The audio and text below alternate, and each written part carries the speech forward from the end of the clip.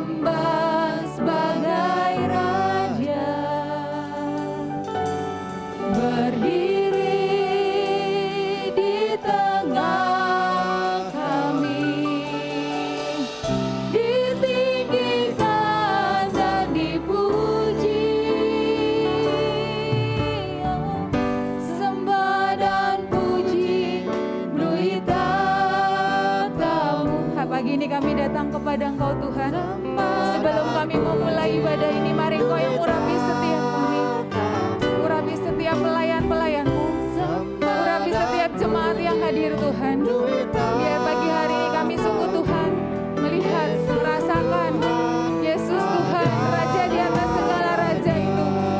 Sembah dan puji, sembah dan puji. Ambil alih Tuhan dari awal pertengahan hingga akhirnya. Hanya Engkau yang ditinggikan, hanya Engkau yang puji.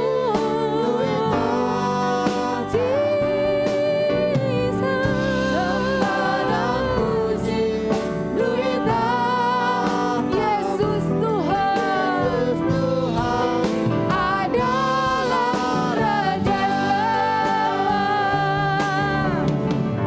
Sembah dan puji melalui tatamu.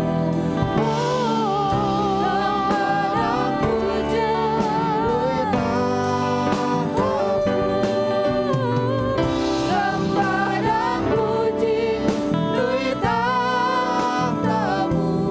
Yesus Tuhan adalah Raja. Yesus Tuhan adalah Raja. Yesus Tuhan adalah Raja. Shalom Bapak Ibu. Shalom. Siap untuk sembah Tuhan, beri kemuliaan dulu buat Tuhan yuk. Belum semua, beri kemuliaan buat Tuhan kita. Haleluya. Kalau Tuhan hadir maka ada kemuliaannya, amin. Kalau Tuhan hadir ada mujizat. Kita percaya Tuhan hadir pagi hari ini dan kuasanya dinyatakan. Sesuatu pasti terjadi, amin. Siapa yang percaya Tuhan sudah ada pagi hari ini? Bahkan lebih awal dari kita, amin. Dia menanti-nantikan setiap hati yang datang dengan sungguh kepada Tuhan. Ini kami di hadapan Engkau Tuhan. Ini kami Tuhan, kami ingin menyembah Engkau. Karena kami tahu saat kami sembah Tuhan kami, ada mujizat yang terjadi. Ada kesembuhan, ada kuasa, ada kelepasan. Dan kami percaya itu Tuhan.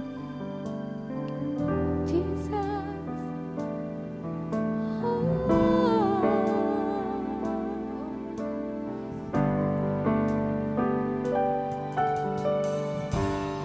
Ku menyembah dalam kudus hadirat.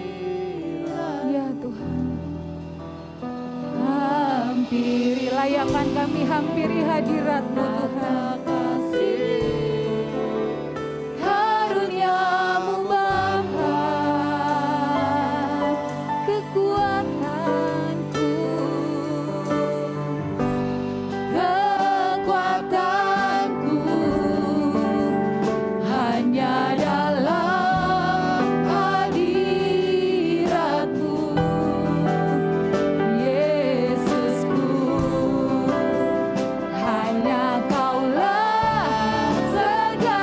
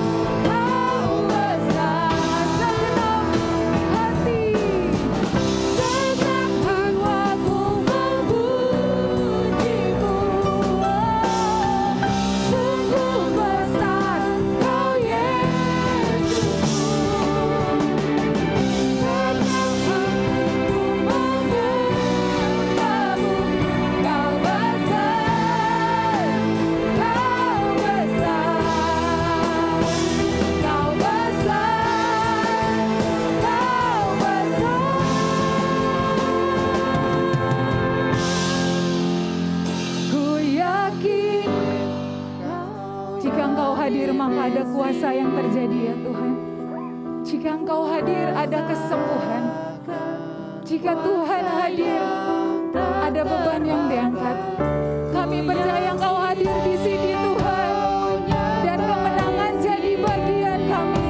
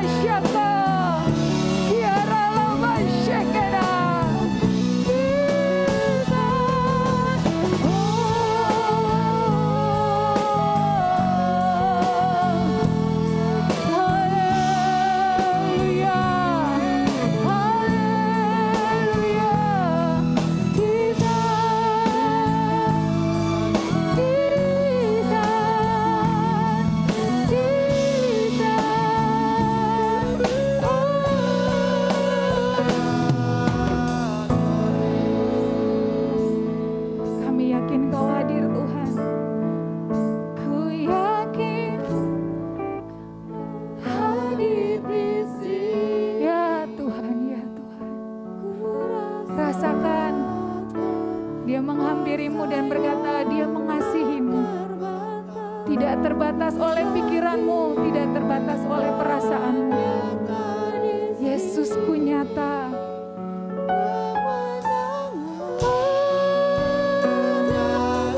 Kami yakin Tuhan.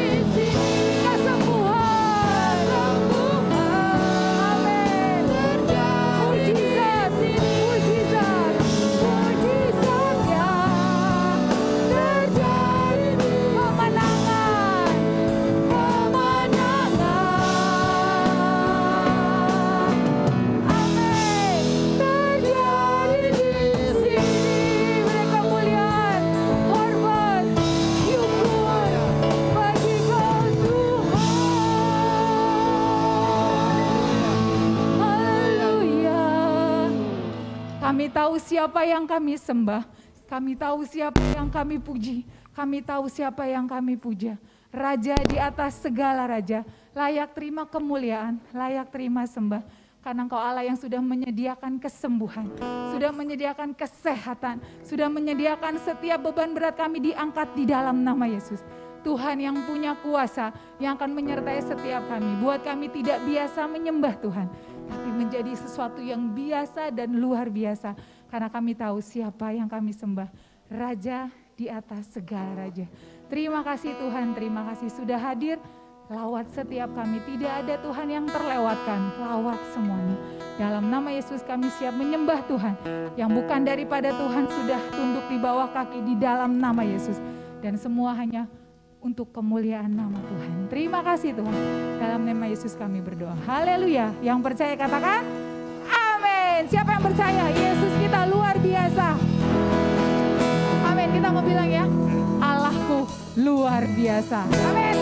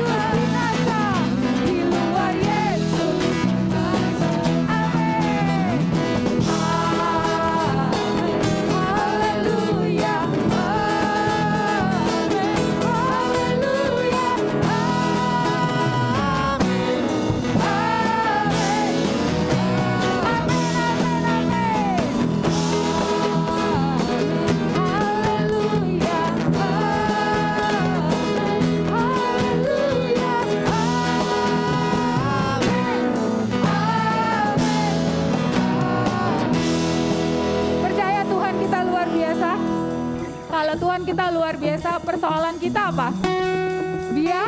Biasa. Yesusku luar biasa. Yes. Yesusku luar biasa.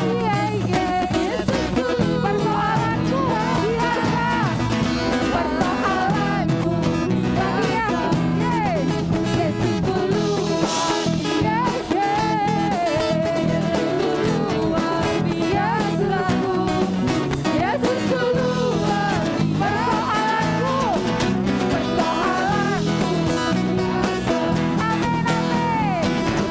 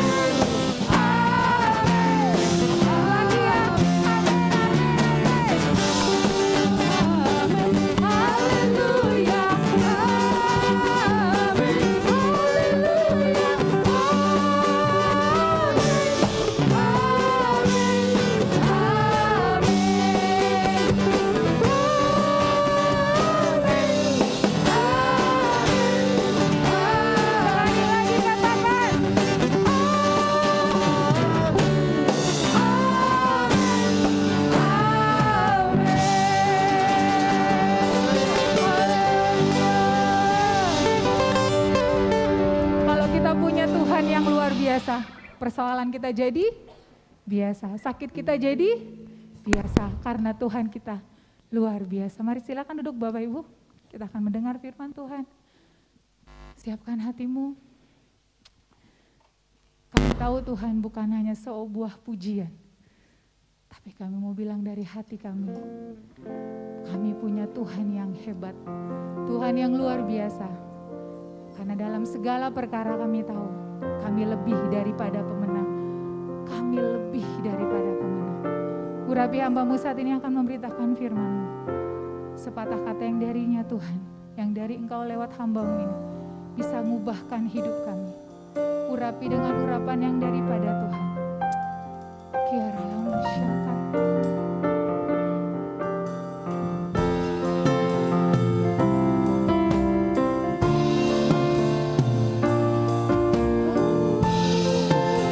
Engkaulah penolong kami, Engkaulah sahabat, penolong yang selalu setia. Amin. Memenuhi keperluanku, Dia paling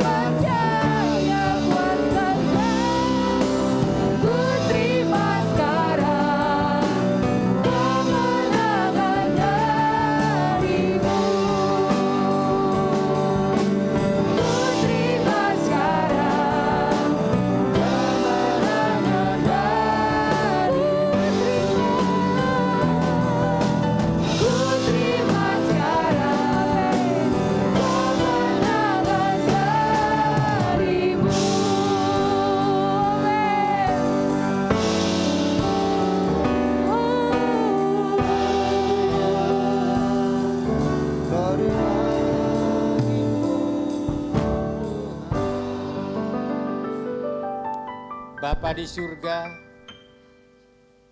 bukan saja nyanyian sekedar yang kami naikkan melalui bibir kami Bapa, tetapi kami sungguh-sungguh percaya Engkau adalah sobat kami yang setia. Kami sungguh-sungguh percaya Tuhan Engkau mampu melakukan segala perkara. Sebab itu kami tidak takut dan gentar hidup di dalam dunia ini. Karena ketika Engkau bersama dengan kami, kuasa-Mu terjadi di dalam hidup kami.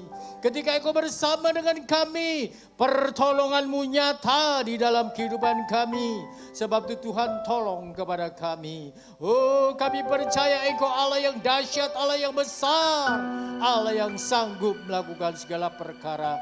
Sebab itu Tuhan, kami juga percaya pagi hari ini Engkau akan membuat kami menjadi anak-anak-Mu yang kuat di dalam Engkau. Engkau akan membuat anak-anak-Mu di tempat ini menjadi sehat secara rohani Tuhan. Karena itulah yang Engkau kehendaki. Kami tahu Tuhan, Engkau adalah sumber pertolongan kami. Sebab itu kami senantiasa berseru dan memohon pertolongan daripada-Mu. Pagi hari ini kami mau duduk tenang di bawah kaki-Mu ya Bapa. Sebagaimana Maria duduk tenang di bawah kaki-Mu karena mendengar pengajaran yang Engkau berikan. Demikian juga dengan kami pada pagi hari ini. Sebab itu berilah Tuhan kami telinga seorang murid yang mau mendengar Engkau. Berilah kami hati Tuhan yang percaya sungguh-sungguh kepada kebenaran firman-Mu. Sehingga firman-Mu benar-benar tertanam di dalam hati kami. Benar-benar bertumbuh di dalam diri kami. Kami menjadi anak-anak-Mu yang dibenarkan di hadapan-Mu. Terima kasih Bapa. Kami percaya Tuhan, Engkau sudah turun di tengah-tengah pujian, Engkau ada di tengah-tengah kami. Sebab itu kami juga yakin Tuhan, Engkau sendiri yang akan berkata-kata buat kami. Kuasa urapan-Mu Engkau curahkan kepada kami semua. Kepada hamba yang membawakan kebenaran firman-Mu. Kepada kami yang mendengarkan firman-Mu Tuhan. Sehingga pagi hari ini kami sama-sama dipuaskan. Terima kasih Bapa. Kami percaya Engkau sendiri akan berkata-kata buat kami. Bersabdalah ya Tuhan, karena kami sudah siap mendengar. Dalam nama Yesus kami sudah berdoa. Haleluya. Amin. Puji Tuhan. Silakan duduk Bapak Ibu Saudara. Ya, memang secara jadwal yang ada di gereja kita ini, pengkhotbah pagi hari ini seharusnya adalah Pak Anton. Tetapi karena mereka satu keluarga dalam keadaan sakit, sehingga mereka tidak bisa hadir di tempat ini. Bapak Ibu Saudara, sebab itu kita nanti mau berdoa tentunya buat Pak Anton dan keluarganya, bukan hanya buat Pak Anton dan keluarganya, tetapi juga buat anak-anak Tuhan yang saya barangkali tidak tahu, dalam keadaan sakit juga, kita juga mau berdoa buat mereka tentunya. Bapak Ibu Saudara yang kekasih dalam Tuhan, dalam kaitannya dengan tema besar Gereja Bethel Indonesia yang ditentukan oleh BPP GBI, yaitu kesehatan rohani, maka firman Tuhan pada pagi hari ini pun masih ada di sekitar bagaimana kita bisa menjadi sehat secara rohani. Nah, sebab itu judul firman Tuhan adalah akibat ketidaksabaran. Saudara, kenapa demikian? Coba kita lihat di dalam 1 Timotius 6 ayat yang ke-11. Saudara bisa membaca ayat ini dari tayangan yang ada di belakang saya ini, atau saudara juga bisa membaca dari Alkitab masing-masing. Saudara yang kekasih, kita melihat di dalam hal ini, ayat ini berkata demikian. 1 Timotius 6 ayat yang ke-11. Tetapi engkau, hai manusia Allah, jauhilah semuanya itu, kejarlah keadilan, ibadah, kesetiaan, kasih, kesabaran, dan kelembutan. Bapak Ibu Saudara, firman Tuhan berkata kepada saudara dan saya, hai engkau manusia Allah. Apa yang dimaksud dengan manusia Allah ini? Apakah kita merupakan Allah-Allah tetapi manusia? Bukan tentunya. Ya. Saudara, yang dimaksud dengan manusia Allah di sini adalah orang yang percaya kepada Allah, orang yang percaya kepada Yesus. Yang dimaksud dengan manusia Allah di sini adalah pengikut-pengikut Yesus, murid-murid Yesus. Firman Tuhan ini tertuju untuk murid-murid Yesus. Mengapa? Karena Tuhan Yesus ingin supaya murid-muridnya mempunyai rohani yang sehat. Sebab itu apa yang harus dilakukan? Tadi firman-Nya berkata, kejarlah. Saudara, banyak hal yang harus kita kejar. Istilah lain dari kejarlah, raihlah, milikilah. Nah, salah satu di antaranya yang Tuhan inginkan yaitu kita mengejar kesabaran. Tadi di dalam ayat yang mau menjelang terakhir dikatakan kesabaran. Saudara yang kekasih dalam Tuhan, berarti kesabaran ini adalah sesuatu yang penting di hadapan Tuhan. Bukan sekedar biasa-biasa saja, tetapi sesuatu yang harus diperhatikan oleh orang-orang yang mengenal Tuhan. Tidak bisa kita berkata, Tuhan sudah watakku seperti ini, aku gak bisa sabar Tuhan. Tidak bisa. Kenapa?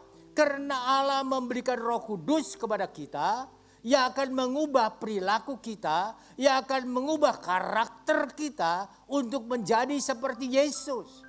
Saudara yang kekasih, sebab itu jangan beralasan Tuhan, aku kan dari suku Anu Tuhan, sukuku memang seperti itu Tuhan.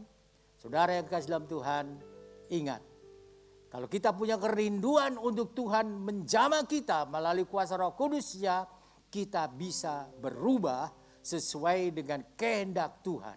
Itu yang harus dilakukan. Dan firman Tuhan tadi kita baca, kejarlah. Berarti sesuatu yang tidak datang secara otomatis di dalam kehidupan kita. Tidak. Kita harus mengejar. Ada sesuatu yang harus kita usahakan. Ada sesuatu yang harus kita lakukan di dalam hidup ini. Supaya kesabaran ini kita miliki. Saya ambil contoh. Saya waktu masih kecil dulu senang sekali main layangan, saudara.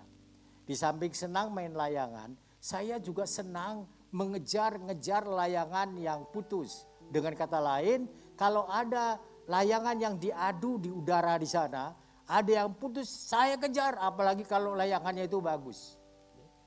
Waktu saya kejar, kadang-kadang harus melewati sungai yang kecil. Gak ada masalah, saya tabras itu. Kadang-kadang harus melewati rel kereta api. Gak ada masalah, saya lakukan itu semua. Asal layangan itu saya dapatkan. Walaupun sudah berhasil mengejar dan sudah dekat, belum tentu kita mendapatkannya. Kalau layangan ya. Kenapa? Karena banyak yang ingin mengambilnya. Sehingga harus ada usaha, bisa lompat tinggi. Kira-kira begitu ya. Melebihi yang lain. Sehingga layangannya itu jadi milik kita. Itu artinya mengejar. Sampai dapat. Bukan ya sudahlah.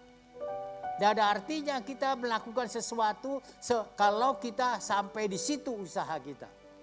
Saudara, sebab itu firman Tuhan mengingatkan saudara dan saya untuk mengejar, melakukan dengan sungguh-sungguh supaya betul-betul yang namanya kesabaran itu menjadi watak kita, karakter kita sebagai orang yang beriman kepada Tuhan. Saudara, berbicara mengenai arti kesabaran, saya tidak melihatnya dari kamus besar bahasa Indonesia saja, ya, tetapi juga melihat dari kamus-kamus yang lain. Nah, kalau kita melihat apa sih sebetulnya yang dimaksud dengan kesabaran itu, secara umum memang dikatakan banyak sekali artinya. Ya. Tetapi kalau kita melihat di dalam bahasa Yunani disebut hupomone, kesabaran itu mengandung arti beberapa. Apa itu? Ketahanan, ketekunan, ketabahan, penantian. Termasuk kita menantikan sesuatu itu tergabung dalam pengertian sabar. Saudara, sehingga melalui pengertian yang tadi, maka ketenangan dalam hati orang yang menghadapi percobaan terjadi oleh karena ada kesabaran di dalam hatinya. Orang itu bersifat tenang. Kalau saya gambar di dalam gambar yang saudara lihat di sini, ada orang yang begitu santai. Ya. Santai bukan dia tidak punya persoalan, santai bukan dia tidak punya masalah di dalam hidupnya, tapi ini orang yang tenang seperti ini. Malam bisa tidur, makan tetap enak. Kenapa tenang? Tenang. Kenapa bisa tenang? Saudara, karena dia tahu Tuhan menyertai hidupnya. Kenapa bisa tenang? Karena dia tahu pertolongan itu datang dari Tuhan. Saudara, sebab itu Tuhan mau saudara dan saya menjadi orang yang sabar di dalam menghadapi masalah, di dalam menghadapi persoalan, di dalam menghadapi beban hidup ini, di dalam menghadapi penyakit yang mungkin sudah lama didoakan tetapi Tuhan belum jamah. Tetap sabar kata Tuhan. Kenapa? Kenapa harus tetap sabar? Karena Tuhan punya rencana di dalam hal-hal seperti itu. Saudara yang kekasih, kenapa kita harus sabar? Karena sabar itu juga merupakan sifat dari Allah. Coba diklik ya. Merupakan sifat dari Allah. Saudara, kalau kita lihat di dalam Mazmur 86. Mazmur 86 ayat yang ke-15. Ayat ini berkata demikian. Saudara bisa baca di tayangan ini ya. Tetapi Engkau ya Tuhan, Allah penyayang dan pengasih, panjang sabar dan berlimpah kasih dan setia. Ini sifat-sifat Allah, saudara. Salah satu sifat Allah adalah panjang sabar. Saudara yang kekasih, kalau Allah mempunyai sifat panjang sabar, berarti kita sebagai anak-anaknya juga harus punya sifat yang seperti itu. Kenapa? Karena saudara dan saya menurut Kejadian 1 diciptakan menurut gambar Allah. Apa artinya diciptakan menurut gambar Allah? Artinya ada image Allah pada diri kita. Harus ada image Allah. Harus ada citra Allah di dalam diri kita. Salah satu citra Allah itu adalah sabar. Sehingga saudara dan saya pun Allah menghendakinya menjadi orang yang sabar. Saudara, tetapi jangan salah terhadap arti kesabaran. Ya. Bukan berarti Allah kesabarannya terbatas, tidak. Tetapi sifat Allah di samping sabar, panjang sabar, sifat Allah selanjutnya adalah adil. Sebab itu dia memberi kesempatan kepada banyak orang untuk bertobat. Walaupun mungkin sudah sekian lama Tuhan berbicara kepada dirinya. Oh, baik melalui hamba Tuhan, melalui saudara-saudaranya, melalui siapa saja supaya dia bertobat. Tapi dia juga belum bertobat. Jangan orang yang seperti ini, jangan kemudian berpikir toh Allah masih panjang sabar. Tidak, saudara. Kenapa? Sifat adilnya ada juga pada Allah. Di mana sifat adil itu bisa kita lihat? Coba kita lihat di dalam Bilangan. Kita baca Bilangan 14. Bilangan 14 ayat yang ke-18 bagian A-nya saja ya. Tidak semuanya kita baca. Ayat yang ke-18 bagian A. Tuhan itu berpanjangan sabar atau panjang sabar dan kasih setianya berlimpah-limpah, betul. Ia mengampuni kesalahan dan pelanggaran. Perhatikan kalimat berikutnya. Ia mengampuni kesalahan dan pelanggaran. Orang yang dijamah hatinya, kemudian mau minta ampun kepada Tuhan, Tuhan akan mengampuni dia. Tetapi sekali-kali tidak membebaskan orang yang bersalah dari hukuman. Sekali-kali dia tidak membebaskan orang yang bersalah dari hukuman. Dengan kata lain, kalau kita tidak minta ampun kepada Tuhan terhadap kesalahan, kelemahan, kekurangan kita, dan kita terkategori orang yang bersalah di hadapan Tuhan, kita termasuk yang dikatakan orang yang bersalah kepada Tuhan. Firman Tuhan katakan tadi, Ia membalas kesalahan kita. Ia tidak membebaskan orang yang salah. Ini keadilannya. Kalau enggak nanti orang yang benar itu akan berteriak-teriak, di mana keadilanmu Tuhan? Saudara yang kasih, sebab itu kita mesti mengerti. Saudara dan saya harus punya DNA-nya Allah. Saya sebagai orang tuanya Yogi pasti punya DNA saya. Makanya membuktikan keturunan seseorang atau bukan itu dari mana? Sekarang dengan kemajuan zaman, dari DNA. Kalau ada yang mengaku-ngaku saya ini anaknya Jokowi, anaknya presiden. Oh, dulu Jokowi pernah nikah dengan ibu saya begini. Misalnya ya. Nah, saudara, dibuktikan dengan apa? DNA. Kalau ternyata betul, dan memang ada yang cerita seperti ini ya, saudara tahu dulu motivator yang sangat terkenal itu kan dia tidak mengakui anaknya. Kemudian dites secara DNA, ternyata betul. Dan dia bisa ngelak lagi, ya sudah, nggak bisa ngelak lagi saudara.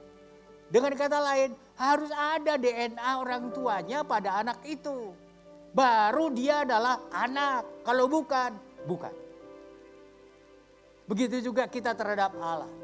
Kalau saudara mengaku atau merasa bahwa kita adalah anak-anak Allah, sebagaimana Injil Yohanes 1 berkata, orang yang percaya kepadanya diberi hak untuk menjadi anak-anak Allah. Tetapi tidak ada DNA Allah di dalam hidup kita. Tidak ada sifat karakter Allah di dalam hidup kita.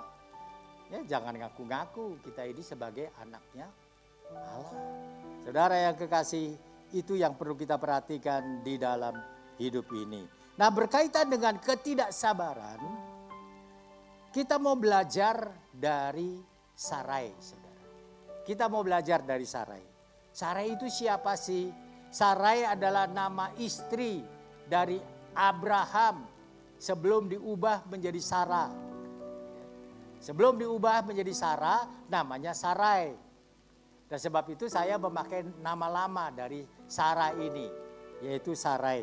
Coba kita lihat di dalam Kejadian 16. Di dalam Kejadian 16 kita baca ya ayat ini ya.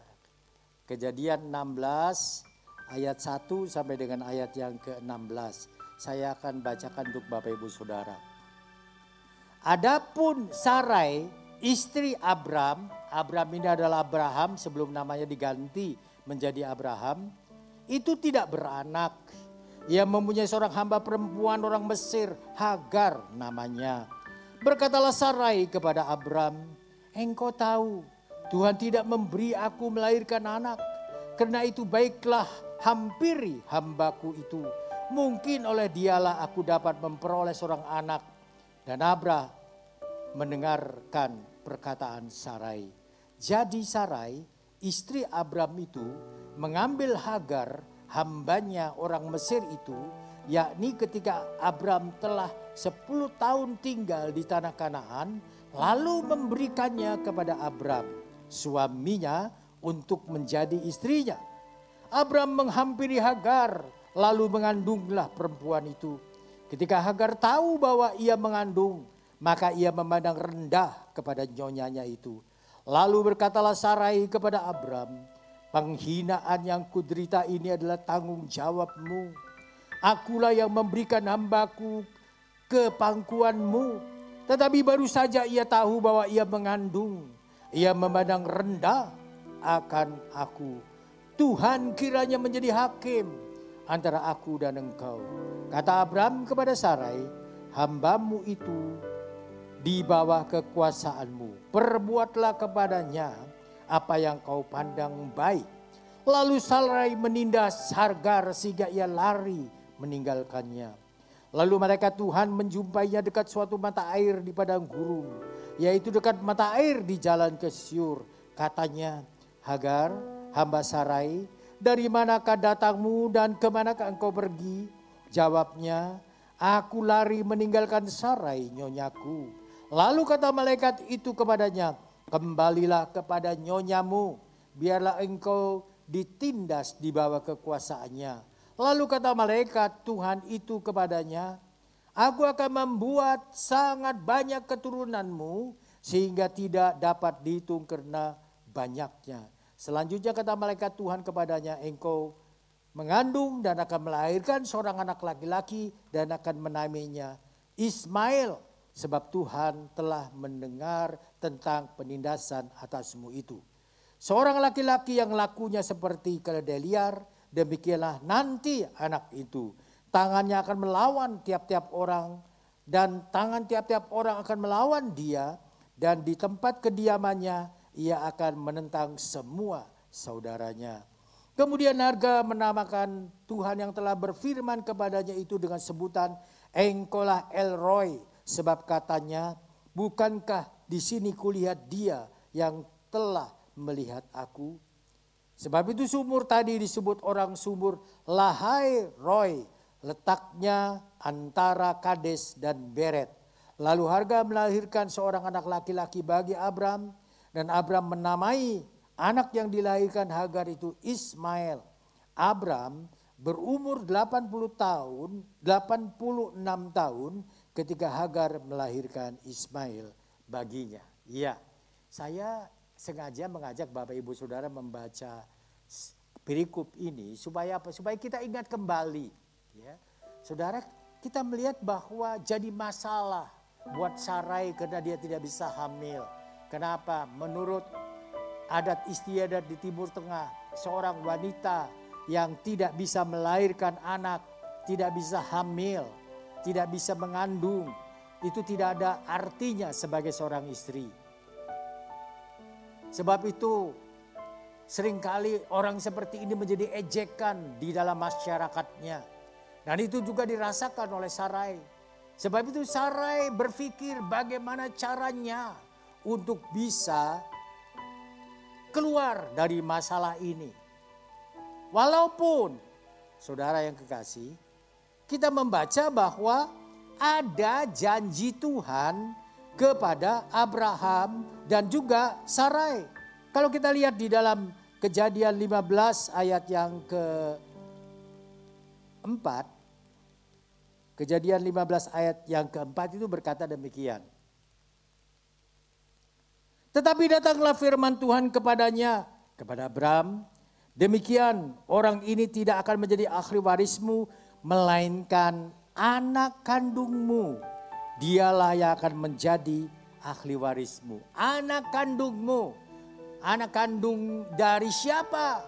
Bukankah Ismail itu secara manusia adalah anak kandung Abram? Betul. Tetapi saudara Islam Tuhan, yang dimaksud oleh Allah di sini bukan dari Hagar, tetapi dari istrinya. Siapa itu? Sarai. Tetapi setelah menunggu firman Tuhan tadi katakan 10 tahun lamanya, Sarai tidak hamil-hamil. Sarai tidak mengandung. Dan ini menimbulkan kegelisahan di dalam dirinya. Bagaimana sih Tuhan yang dikenal Abram suamiku ini? Kan sudah janji akan memberikan anak dari keturunan langsung Abram. Karena aku istrinya berarti lahir dari rahimku. Tetapi sampai sekarang ternyata aku tidak hamil-hamil. Oh, bagaimana aku bisa melenyapkan image masyarakat terhadap diriku. Aku merasa dihina oleh masyarakat. Aku ingin keluar dari persoalan ini. Saudara, sebab itu Sarai menawarkan Hagar. Siapa itu Hagar? Tadi kita sudah bisa membaca. Hagar itu adalah pembantunya Sarai. Diberikan kepada Abram. Suamiku ambil ini. Saudara yang kasih, ini luar biasa ini kalau ada istri yang seperti itu ya. Luar biasa ini. Tapi kenapa? Dalam rangka mau menghapus ejekan masyarakat ini. Dalam rangka mau menghilangkan image yang jelek tentang dirinya. Nggak peduli dia. Pokoknya aku bisa terbebas dari image itu. Saudara yang kasih dalam Tuhan, dan itu yang dilakukan oleh Sarai terhadap Abram sampai akhirnya lahirlah Ismail. Tadi kita membaca. Tetapi apakah tidak ada akibat dari ketidaksabaran Sarai menunggu janji Allah ini? Ada, saudara. Ada. Kita lihat bahwa rumah tangga Abram ini sering cekcok dengan suami istri. Abram dengan Sarai sering cekcok. Kenapa? Masalah anak ini. Gimana ini? Janji Tuhan gimana? Datang lagi sama Abram. Kak Bram. Gimana janji Allah ini? Kok enggak hamil-hamil aku? Gimana ini? Terus seperti itu. Saudara yang kekasih, rumah tangganya tidak tentram akhirnya. Itulah sebabnya Sarai mengambil jalan pintas. Inilah way out-nya. Inilah mungkin jalan keluarnya. Bagaimana aku bisa keluar dari persoalan yang aku hadapi. Saudara, dan akhirnya terjadilah Abram mengambil Hagar yang tadinya budak nyonyanya menjadi istrinya. Hamillah Hagar. Saudara, ketika Hagar hamil, kenapa saudara? Hagar hamil itu berarti betul-betul Abram itu mengikuti keinginan dari istrinya, ya toh? Kalau enggak kan enggak hamil ini si Hagar ini. Betul-betul. Tetapi apa yang terjadi? Percecokan itu tidak berhenti di dalam rumah tangga itu.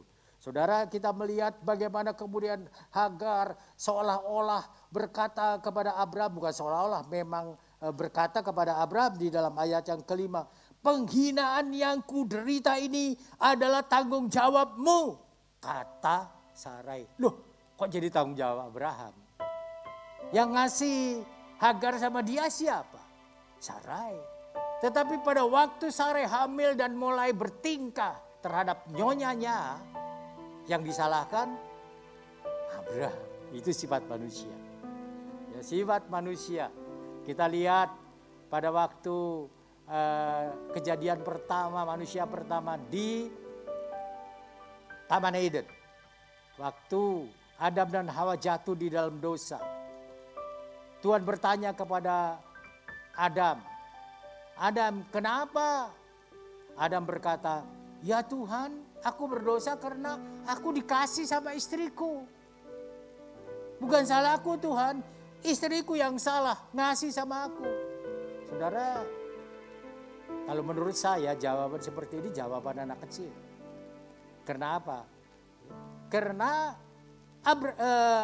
Adam tahu bahwa itu tidak boleh dilakukan. Istrinya tahu tidak? Tahu itu tidak boleh dilakukan. Tetapi tetap dilakukan. Dan Adam tidak menegur istrinya. Tapi justru, oh iya ya, dimakanlah buah yang dilarang oleh Tuhan itu. Sehingga mereka berdosa. Waktu Hawa ditanya, Hawa kenapa kamu makan buah itu? Ular ini Tuhan yang engkau ciptakan ini menipu aku, ular ini. Oi, saling menyalahkan ya. Cuma ular gak bisa nyalahin yang lain-lain lagi. Karena dia gak bisa ngomong. Saudara yang dalam Tuhan, jadi kita melihat di dalam hal ini sudah sifat manusia. Nah yang seperti ini Tuhan mau supaya hilang dari diri kita. Jangan saling menyalahkan. Saudara, Tuhan mau kita bersikap jujur di hadapan Tuhan. Kalau sudah salah, ya sudah ngaku aja salah di hadapan Tuhan. Dan minta ampun. Karena Tuhan saudara dan Tuhan saya adalah Allah yang mengampuni. Allah yang datang ke dalam dunia ini untuk menjadi juru selamat dengan cara mengampuni kita dari segala dosa. Saudara yang kasih dalam Tuhan, kita melihat berakibat. Akibatnya apa? Wah, gak karu-karuan. Hagar lari, kemudian ya macam-macam yang terjadi. Saudara yang kekasih, dan kita mau belajar lebih lanjut. Apa sih akibat lebih lanjut dari ketidaksabaran Sarai ini? Saudara, yang pertama adalah Sarai tidak tahan menanti janji Tuhan. Dan putus asa terhadap janji Tuhan. Tadi kita sudah baca di dalam ayat yang kedua bagian A itu berkata begini. Engkau tahu Tuhan tidak memberi aku melahirkan anak. Nah, dari kalimat ini kita bisa mengerti bahwa sudah gak tahan lagi menunggu janji Tuhan. Betul saudara, kenapa? 10 tahun loh. Janji diucapkan gak ada kenyataannya. 10 tahun loh. Tetapi jangan lupa saudara. Kita berhitung biasanya secara manusia. Nah menurut firman Tuhan. 1 tahun manusia sama dengan. Pernah dengar tidak? Sama dengan 1 tahun manusia itu sama dengan. Oh susah membaginya. Ya. Kalau 1 hari bagi Tuhan. Berapa lama buat manusia? 1000 tahun. Itu firman Tuhan yang berkata ya.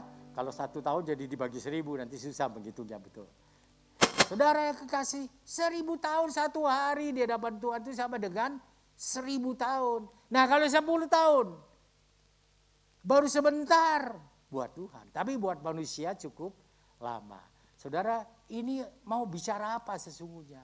Mau bicara bahwa Tuhan mengajar harus sabar kita itu di hadapan Tuhan. Jangan cepat putus asa, jangan cepat kemudian bimbang terhadap janji Tuhan, kemudian mulai mencari jalan keluar sendiri sama seperti Sarai. Dan kita tahu akibatnya apa yang terjadi. Itu yang pertama saudara. Yang kedua yang kita pelajari lagi adalah bahwa akhirnya Sarai ini merasa Tuhan itu ingkar janji. Dia menyalahkan Tuhan. Engkau tahu Tuhan tidak memberi aku melahirkan anak. Padahal sudah janji. Tuhan ingkar janji. Bagaimana Tuhan? Mana janjimu? Wah ini udah mulai menyalahkan Tuhan si Sarai ini. Saudara yang kasih dalam Tuhan. Enggak seperti itu. Itulah gunanya kita sabar. Kenapa? Waktu kita menjadi orang yang sabar di hadapan Tuhan. Kita tetap menunggu, kita tetap menanti apa sih rencana Tuhan di dalam hidup ini. Mengapa masalah yang aku hadapi ini gak selesai-selesai sih? Pasti ada rencana Tuhan di baliknya. Karena kita adalah anak-anaknya. Dan kita tahu bahwa sebagai anak-anaknya Tuhan tidak membiarkan kita dan tidak meninggalkan kita. Ini yang harus kita yakini di dalam hidup kita. Saudara yang kekasih, kemudian kita melihat lagi ya. Yang ketiga adalah bahwa sebenarnya Sarai itu ingin punya anak untuk apa? Supaya Tuhan dipermuliakan? Tidak. Buat gengsi. Dia mau jaga gengsi di antara masyarakatnya. Supaya tidak diejek lagi. Supaya dia tidak dikatakan mandul dan lain sebagainya. Saudara yang kekasih, ini yang bisa terjadi di dalam hidup kita kalau kita tidak punya kesabaran di dalam hidup ini. Ya, kenapa? Apa yang kita lakukan itu sudah tidak terkontrol lagi dengan firman Tuhan. Dengan kata lain, kita melakukan apa saja. Yang penting kira-kira aku bisa keluar dari masalah ini. Apa saja dilakukan. Saudara ini berbahaya. Ya. Kalau ada orang Kristen yang berpikir seperti ini berbahaya. Kenapa? Pasti akan melanggar firman Tuhan. Saya ambil contoh. Saudara kenal siapa Saul? Saul juga melanggar firman. Kenapa? Kalah gengsi. Dia takut dikalahkan orang-orang Filistin. Sebab itu ketika Samuel tidak datang-datang mempersembahkan korban bakaran, dia lakukan sendiri. Padahal seorang raja tidak boleh mempersembahkan korban bakaran. Karena itu adalah tugas seorang nabi. Saudara yang kekasih dalam Tuhan, dia langgar raja firman Tuhan. Yang penting gengsiku sebagai raja Israel yang selalu menang perang ini akan ada di dalam hidupku. Saudara, itu yang dilakukan. Contoh lain siapa misalnya? Itu contoh Saul yang jelek. Sekarang saya ambil contoh lain, siapa? Yusuf yang punya saudara banyak itu, anak dari Ishak, saudara tahu ya. Saudara, ketika dia dijual oleh kakak-kakaknya ke Mesir dan akhirnya dia sampai dipenjarakan di Mesir. Ya, saudara tahu ceritanya itu. Saudara, sampai satu waktu Tuhan beri hikmat kepada dia untuk bisa menafsirkan mimpi. Ya, Pak Yakub pernah bawa firman Tuhan mengenai hal ini. Mimpi dari juru makanan atau juru roti dan juru minuman atau yang biasa meramu anggur buat raja. Dan dia berkata kepada juru makanan ini maupun kepada juru minuman ini, apa yang akan terjadi setelah 3 hari ini. Dan ternyata dia titip pesan. Dia berkata apa? Kalau nanti kamu sudah di luar, ini kepada juru makanan ya. Kalau kamu nanti sudah di luar, jangan lupa ceritakan pada raja. Raja itu di istana, di penjara ada orang yang namanya Yusuf. Dia nggak salah raja, tapi dia dihukum. Kalau bisa raja tolonglah dia. Yusuf berharap seperti itu yang dilakukan oleh juru makanan ini. Tetapi firman Tuhan katakan juru makanan ini lupa. Sehingga sekian lama, saudara, kita melihat apakah memang Tuhan berbuat itu karena dalam rangka supaya Yusuf cepat keluar dari penjara? Tidak. Saudara, berharap kepada manusia. Kesalahan Yusuf itu di situ. Dan akhirnya apa? Kecewa. Kalau kita berharap kepada manusia, kita akan kecewa, kita berpikir mungkin ini adalah cara Tuhan menolong saya. Sehingga dia lakukan seperti itu. Tidak, saudara. Tidak. Kenapa? Karena memang Tuhan mau menolong Yusuf bukan dengan cara seperti itu. Kalau Yusuf keluar dari penjara seperti itu, dia tetap jadi orang biasa. Tapi Tuhan punya rencana lain. Apa itu? Dia menjadi Perdana Menteri di Mesir. Sebab itu, sabar kata Tuhan. Sabar, kamu ini lagi diproses. Imanmu ini lagi diproses. Sabar, semua orang bisa mengalami seperti ini. Sabar kata Tuhan. Saudara yang kasih dalam Tuhan, itu yang ketiga ya. Yang keempat, bisa timbul kesombongan, saudara. Orang yang tidak sabar itu bisa timbul kesombongan dalam dirinya. Contohnya Sarai. Sarai berkata kepada suamiku, ambil Hagar jadi istrimu, hamili dia. Saudara harus ingat adat istiadat di Timur Tengah ya. Kalau di Timur Tengah namanya istri itu gak punya hak bersuara terhadap suami. Gak ada. Itu kan zaman sekarang. Suami sama istri yes, bisa punya pendapat masing-masing. Zaman Abraham apalagi itu enggak, yang namanya istri itu milik. Dia mesti nurut sama pemiliknya. Siapa pemiliknya? Abraham. Ini pemilik ngatur yang memiliki, kan gitu ya. Aneh jadinya. Saudara, coba kenapa ada rasa kesombongan? Kamu suami mesti nurut sama aku ya. Saudara yang kekasih, dan di dalam hal ini bisa terjadi di dalam kehidupan kita sebagai orang yang percaya juga. bisa timbul kesombongan. Sehingga kita lupa siapa diri kita ini di hadapan Tuhan. Aku orang kaya kok, aku bisa beli itu. Aku orang pintar kok, aku bisa melakukan itu tanpa Tuhan.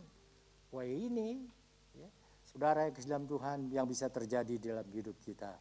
Nah, akhirnya apa? Yang tadi saya bilang, cuek terhadap firman Tuhan. Bisa seperti itu, saudara. Ya, kalau kita menjadi orang yang sombong. Nah, saudara, kemudian bertindak sendiri. Kita melihat Sarah itu bertindak sendiri enggak? Dia enggak minta petunjuk sama Tuhan. Minimal dia seperti Abraham. Tuhan gimana Tuhan? Nah, Tuhan enggak ngomong sama Abraham ambil Hagar, enggak. Yang ngomong begitu itu adalah Sarai, istrinya. Sebab itu Abraham mestinya menolak. Ya. Tapi barangkali Abraham ini mencintai istrinya, mengasihi istrinya. Ya. Sebab firman Tuhan berkata, wajah Sarai itu cantik. Barangkali seperti itu. Jadi dia ya sudahlah, ini kan maunya Sarai. Ya. Walaupun firman Tuhan tidak mencatat, tapi saya pikir Abraham tahu kok bahwa firman Tuhan itu gak seperti itu, janji Tuhan itu gak seperti itu. Tapi tetap dilanggar. Saudara yang kekasih, ini yang harus kita perhatikan di dalam hidup kita. Ya. Kenapa? Pada waktu saya tidak sabar, saya bisa mempengaruhi orang banyak di sekitar kita. Banyak. Apalagi saya sebagai seorang gembala. Kalau saya tidak punya kesabaran, kalau saya tidak punya hubungannya dekat dengan Tuhan dan selalu meminta petunjuk Tuhan apa yang harus dilakukan di dalam hidup ini, saya bisa mempengaruhi banyak orang untuk tidak taat kepada firman Tuhan. Contohnya Sarai mempengaruhi Abraham. Kenapa? Ketidaksabarannya. Dan ini harus kita jaga di dalam kehidupan kita sebagai orang yang percaya. Tetap percaya kepada janji Allah. Itu yang Tuhan mau. Saudara, kemudian yang ke-6. Bahwa waktu Tuhan itu tidak sama dengan waktunya kita sebagai manusia. Kalau kita maunya cepat. Saya ambil contoh, saudara. Waktu kita mau mengadakan lift di belakang sana, berapa lama coba kita berdoa? Ada yang ingat enggak? Waktu itu kan sudah diumumkan, ayo Bapak Ibu Saudara, yang punya berkat Tuhan, mari kita kumpul-kumpul. Karena buat mereka yang sakit, buat mereka yang sudah lansia, buat mereka yang bermasalah terhadap kakinya, nggak bisa lewat tangga ini, ayo. Kita sama-sama. Masuk akal, keinginan itu tidak masuk akal. Tetapi saudara, berapa lama? 2 tahun lebih kita berdoa buat lift itu. Bukan waktu yang singkat. Berapa sih harganya? Enggak terlalu besar. Tetapi kenapa Tuhan baru kasih sekian lama? Mengajar saudara dan saya menjadi orang yang sabar terhadap janji Tuhan. Kalau enggak kita seperti anak kecil. Begitu minta maunya langsung dapat. Begitu minta maunya langsung dapat. Tuhan enggak mau kita seperti anak kecil. Tuhan mau kita dewasa secara rohani. Sebab itu diajar kita sabar. Saudara yang kasih dalam Tuhan, dan kita melihat di dalam hal ini, waktu Tuhan memang bukan waktunya manusia. Ketika sudah tiba waktunya buat Sarai, itu adalah waktu Tuhan. Tuhan genapi tidak janjinya. Tuhan genapi walaupun Sarai sudah tidak lagi muda. Firman Tuhan katakan waktu Ishak dilahirkan, umur Abraham itu berapa? Ada yang ingat tidak? Berapa tahun? 100 tahun, betul. Wah bagus ya, anak Tuhan tempat ini ingat. Memang kelihatannya sepele tapi itu penting menurut saya. Kenapa penting? Supaya kita mengerti ya, bahwa Tuhan menolong menurut waktu Tuhan, bukan waktunya kita. Kalau menurut waktunya kita berpikir cepatlah. Kenapa cepat? Karena yang namanya Sarai itu juga sudah tua. Firman Tuhan beritahukan ketika dia hamil, itu apakah dia masih muda? Tidak, dia sudah nini, sudah nenek. Saudara kira-kira gimana? Nenek-nenek, ya saudara bayangkanlah. Nenek-nenek rambutnya sudah mulai putih, hamil, menyusui. Secara logika mungkin tidak. Tidak mungkin. Tetapi buat Allahku, Allahmu, Allah kita, apa yang tidak mungkin bagi manusia, mungkin bagi Allah. Ini yang harus kita imani di dalam hidup kita sebagai orang percaya. Bapak, Ibu, Saudara yang kekasih, setelah kita mendengarkan firman Tuhan ini, mari kita hidup dalam kesabaran di hadapan Allah. Ya, tapi karakterku seperti ini Tuhan, jangan berdalih di hadapan Tuhan. Jangan cari alasan di hadapan Tuhan. Kenapa? Tuhan memberikan Roh Kudus-Nya kepada kita untuk menolong kita hidup sesuai dengan kehendak Tuhan di hadapan Tuhan. Masalahnya ada pada saudara dan saya. Maukah kita menggenapi rencana Allah di dalam hidup kita ini? Maukah kita mengikuti firman Tuhan, mengejar keadilan di dalam hidup kita? Saya harus menjawabnya. Saudara harus menjawabnya. Dan jawaban itu bukan diberikan kepada manusia, tapi diberikan kepada Allah kita, Yesus Kristus namanya. Tuhan memberkati, kita akan menyanyikan pujian yang mengatakan, peganglah tanganku Roh Kudus.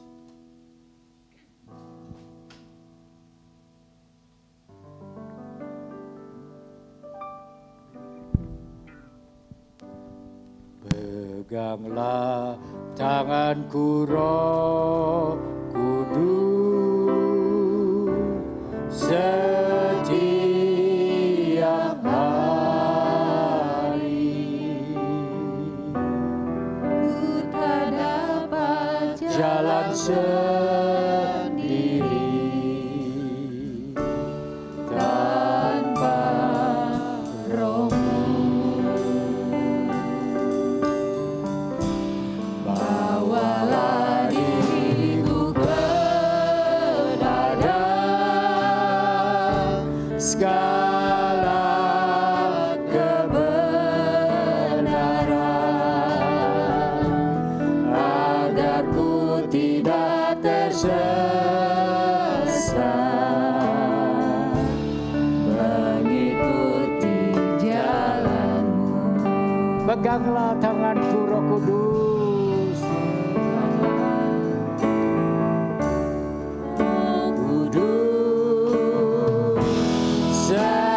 setiap hari.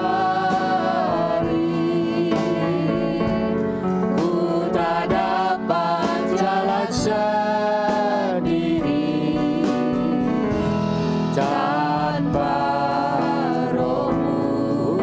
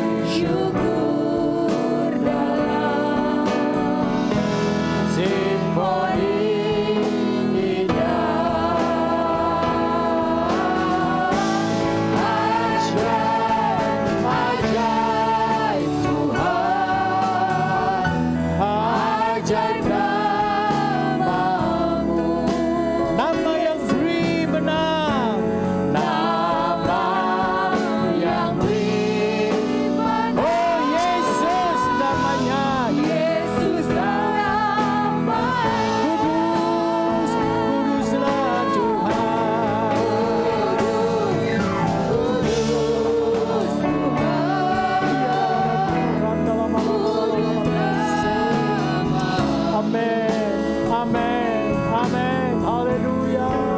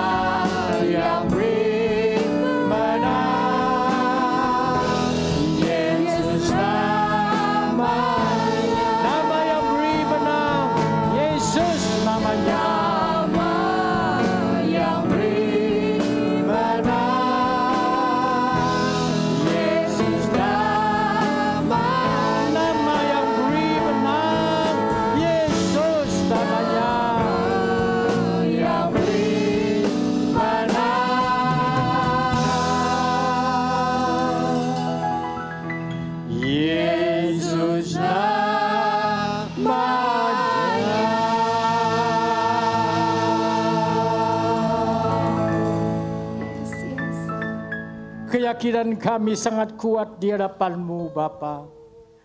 Kami sangat yakin nama Yesus memberi kemenangan kepada kami. Nama Yesus memberi pertolongan kepada kami. Nama Yesus mendatangkan kekuatan bagi iman kami. Nama Yesus menjadi penghibur di dalam diri kami. Terima kasih Tuhan buat kebenaran firman-Mu yang mengajar kepada kami untuk kami mengejar kesabaran itu di dalam hidup kami. Karena Engkau mempunyai sifat sabar di dalam diri-Mu. Engkau juga mau kami sebagai anak-anak-Mu mempunyai kesabaran di dalam hidup ini. Tolong mampukan kami Bapa. Kami percaya Engkau sendiri yang berkarya di dalam hidup kami. Materaikan firman yang kami dengar, dan biarlah kami bukan saja menjadi pendengar, tapi juga menjadi pelaku firman di dalam hidup kami. Nama-Mu dipermuliakan. Terima kasih Bapa. Hamba sudah berhenti berkata-kata, tapi Roh Kudus meneruskan pemberitaan firman-Mu di dalam hati kami semua. Dalam nama Yesus kami sudah berdoa. Haleluya. Amin.